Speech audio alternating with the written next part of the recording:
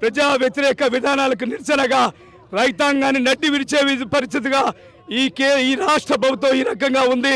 రైతులను ఇవాళ నానా ఇబ్బందులు పెడుతూ వీరికి కావాల్సిన కార్యక్రమ సబ్సిడీలు ఏది కూడా రిలీజ్ చేయకుండా కరువు మండలాలని విలయతాండం చేస్తుంటే రాష్ట్రంలో ఒక్క మండలం కూడా కరువు ప్రకటించకుండా ఒక్క తరపుగా 104 మండలాలు మాత్రమే ప్రకటించి 450 మండలాల్లో కరువు తాండవిస్తుంది.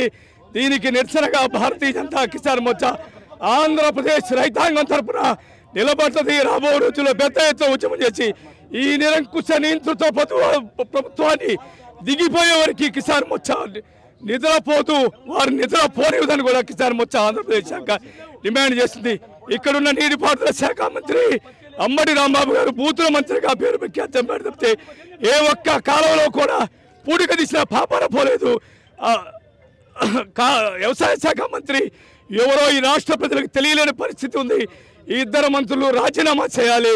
సిగ్గు లజ్జ చిమ్ము నెత్తులుంటే రైతుల పక్షాన్ని నిలబడాలని భారతీయ జనతా కిసాన్ మోర్చా డిమాండ్ చేస్తుంది. కరువు మండలాలు ప్రకటించాలని చెప్పని కేవలం